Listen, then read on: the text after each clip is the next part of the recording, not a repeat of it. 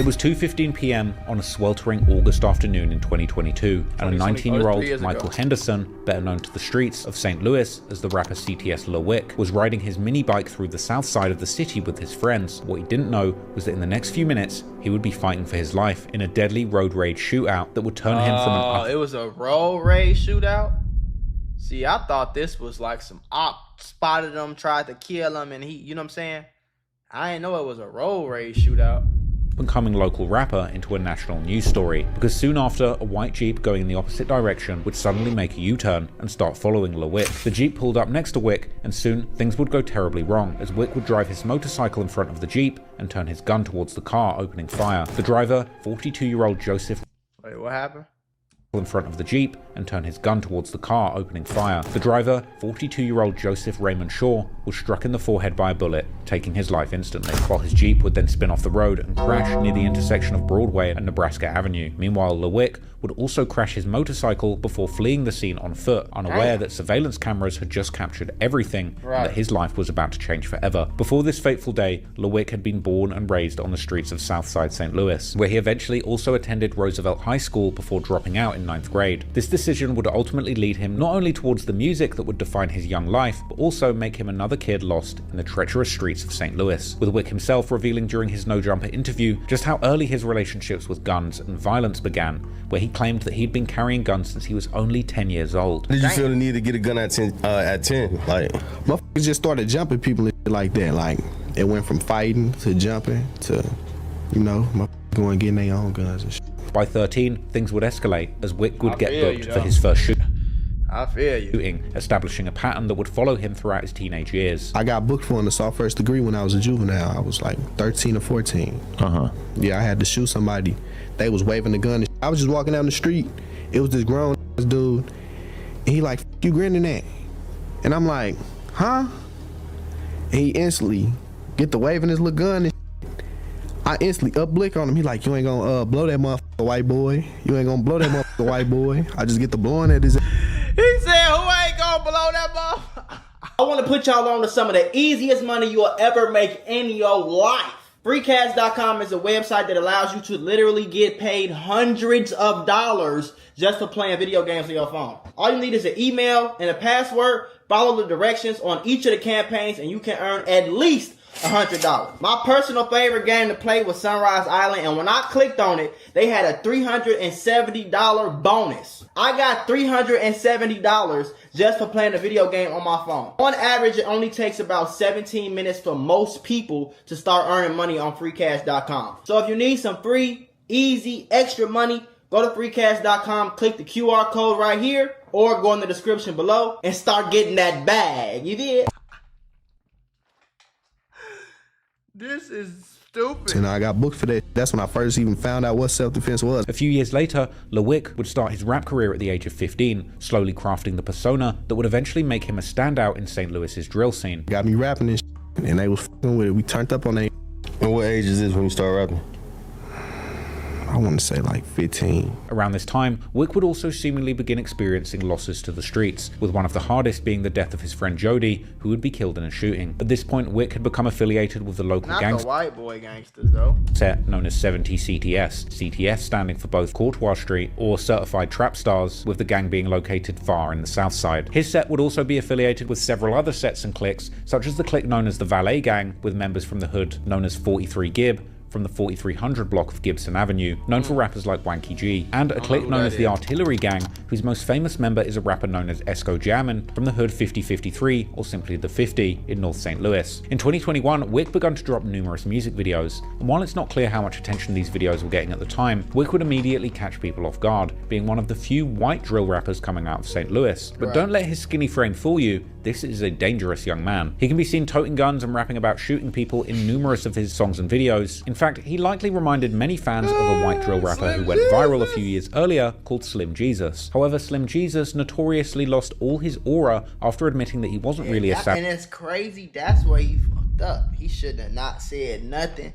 Let motherfuckers think what they was gonna think. You know what I'm saying? At the end of the day, he was a white boy, and he would be rich as hell right now if he never said this, bro.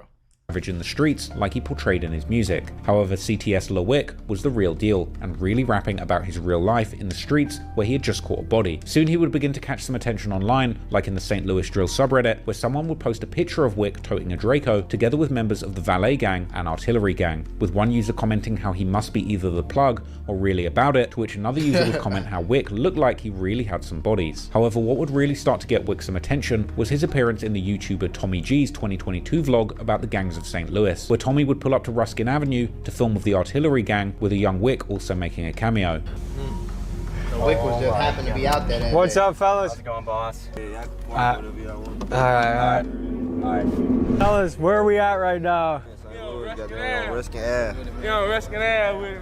In the video, the whole group can be seen showing off guns while claiming they were just protecting the neighbors. What do you think the neighbors feel about this? Are neighbors scared to go outside? They think it's cool because they feel like they well protected type shit. They rather have some guns over here than not have no guns over here. Wick would also get to talk to Tommy, revealing that he was only 17 years old at the time of this video. How old are you guys? This exposure would help launch his profile in the STL drill scene, and his song Smash, which he had released exactly 1 month before the release of Tommy's vlog, now sits at almost 2 million views. That's But just crazy. a month later, in August, none of that So mattered. he had just went viral, and then he ended up killing this dude, and then that's probably what took him over viral. Because Luh Wick would get involved in the shooting that killed Joseph Shaw and fled the scene, becoming a wanted man in his hometown. According to a Views from the Arch interview with Wick himself, he wasn't exactly on the run, but he was actively ducking the cops, explaining how he was using the time to actually try and find a good lawyer. I gotta get a lawyer. Like that, you know? I gotta get a lawyer. Yeah. Cause I wasn't finna go on the run. I ain't finna go on the screen for that shit. You gonna get caught. You know what I'm saying? So I'm finna chill. I'm finna eat good for a second. Like I was ducking that. I wasn't on the run though, but I was ducking that, you know? I was ducking the police like a motherfucker. A few months later, he was arrested and charged with first-degree murder and armed criminal action, facing the possibility of life in prison. On paper, the prosecution had what looked like a slam-dunk case, as surveillance cameras had captured the entire incident. But when the case went to trial in January 2024, Luh Wick would recount how he and a few friends had been riding their mini bikes around the city when Shaw's white Jeep had made a U-turn and started following them, before pulling up next to him, the two exchanging some heated words before the Jeep's occupant pulled out a gun, causing Wick to speed off. But only seconds later, he would hear gunshots and pull out his own weapon, returning fire in self-defense. While the prosecution would claim that there simply wasn't enough time shown on the surveillance video for these events to have occurred in the way that Wick claimed, he would go on to beat the case and be found not guilty on both first-degree murder and armed criminal action charges. Wick would get back to freedom and with a legal body. I wonder if that's true though. I wonder if that's true, because it don't sound like it was clearly on camera. You know what I'm saying? Like it don't sound like it was clearly on camera of the whole thing that Wick just said happened. Like, you know what I'm saying? Like it wasn't clear that he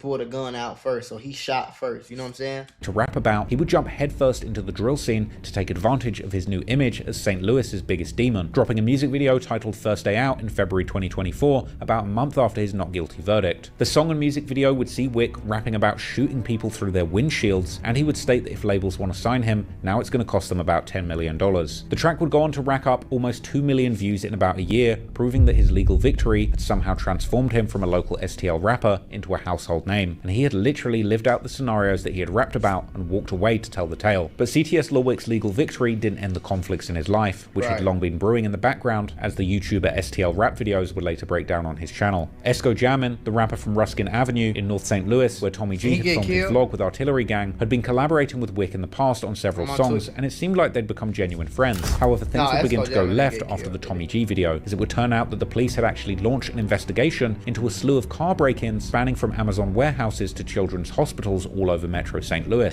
Overnight, police responded to calls for car break-ins in 2 major facilities that looked a lot like this. Car windows bashed in with glass everywhere. This happening at the Amazon warehouse in St. Charles, and then here at the Rankin Jordan Pediatric Center in Maryland Heights. This would result in the arrest of multiple people, including Wick's right-hand man, CTS T4, who is now facing dozens of felony counts for everything from property damage to gun theft theft and would later be slammed with a 5-year sentence. Shortly after, Luh Wick would also get locked up for the Shaw shooting, leaving guys like Esco to hold things down while he fought for his freedom behind bars. But from Luh Wick's perspective, Esco wasn't doing enough to support him during the darkest period of his life, while also moving wrong out in the streets. It ain't really too serious, motherfuckers. It's a lot of shit. Motherfuckers wasn't hitting my books. Motherfuckers was moving wrong. I'm hearing motherfuckers they're popping perks and shit.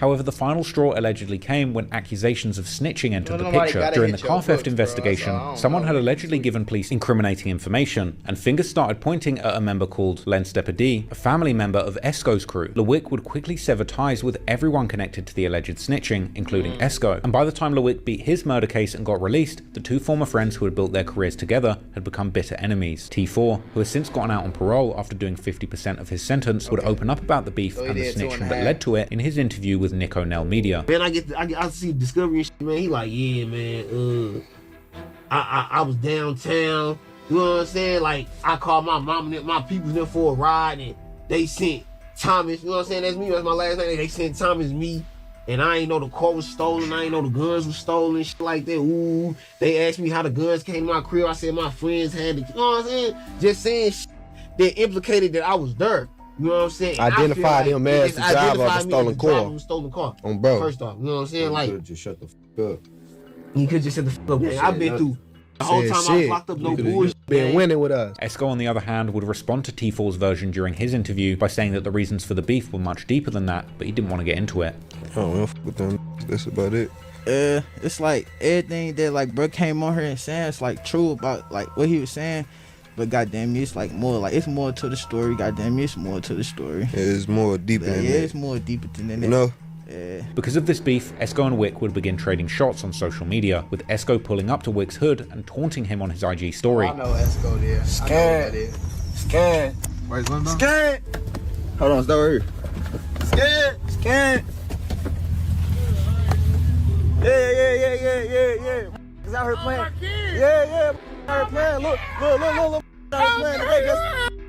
playing. They just posted like they spent through her game. They spent through her all day long. He would also diss another CTS member in a very disrespectful way by posting a freaky photo of his sister, and even releasing a song and music video titled CTSK or CTS Killer, where he would take numerous shots at CTS Luh Wick, starting by saying how Wick knows that Esco has been about that life, but now that Wick has one confirmed body, he's acting like he invented killing, while also claiming that Wick was just mad about the fact that Esco was making money while Wick was still broke despite all the media attention. But Wick's beefing wasn't just contained to St. Louis either, as he would notably participate in dissing the deceased Chicago rapper Bloodhound Lil Jeff in a vlog, while his friend would shout out Bloodhound's Opps, a gang from Chicago called the 9-5 Mob. So far, Luh Wick has made good moves with the cards that he's been dealt, and if he can stay focused on the music now and leave the street politics behind, he could really go far. His musical catalog is really impressive. That's the problem. These niggas can't do that because they gotta be gangsters. So they gotta kind of be. See, when you really dive into the gangster persona, you gotta be broke a little bit. Because you gotta be dirty. Otherwise, if you too rich, you ain't gonna look like a gangster no more. You see what I'm saying? So you kind of gotta be dirty a little bit. Stop it. Get some help. You kind of gotta be dirty, like not have a haircut for 3 months. They call it thugging. Wear the same clothes 2-3 days, shit like that. You gotta be dirty a little bit. And you gotta hang out in the hood where it's not clean. There's marks on the wall, graffiti and shit. You know what I'm saying? You gotta hang out where it's treacherous. You can't hang out in front of the Intercontinental and get on Instagram and talk about how gangster you is. You outside the Ritz-Carlton eating caviar with your wife on the rooftop. You can't live a good life and try to be gangster for, because you're not gonna look like a gangster. You ain't outside nobody hood. Your pants ain't sagging. You ain't dropping no gang signs in your pictures. You can't do none of that. So they gotta do this done, and that's why I say this shit like a sickness, folks. It's like a sickness. They gotta do this weird, dumbass shit. So you see what I'm saying? And that's just dumb to me, folks. That's dumb. With 2 full-length mixtapes, Facing Life and Life of a Trap Star, Wick delivers really aggressive and high-energy drill raps over hard beats with a level of energy and rage that verges into punk rock at times. I feel like the energy of CTS Luh Wick's music does kind of remind me a little bit of Lil Jeff, but with a slightly more Midwestern Southern vibe. But you can't live like Lil Jeff and rap about it for too long. So I hope that at this point in his life, CTS Luh Wick You can't live like Lil Jeff rapping or not. You can't live like Lil Jeff for that long, bro. You're going like... distance himself from the streets and focus more on business and music. Because if he keeps getting pulled back into these street beefs, it's likely only a matter of time before he finds himself right back where he was last time, or even worse. Luh Wick has managed to become one of the most buzzing artists in the world of St. Louis gangster rap, all off the back of his case, and he's a legend in the city just like 30 Deep Grimy. But elsewhere in St. Louis, the newest and most dangerous generation of drill rappers are now battling for who gets to be the next big artist to come up out of the streets. But for even some of the most buzzing new rappers, being so close to a gang at war can bring your life and career to an abrupt halt at any moment. And one of the craziest situations to happen in the city saw a shootout between two warring gangs, where two of the most famous rappers on both sides of the war tragically ended up in a shootout, taking both of each other's lives at the same time. I ain't never heard about that.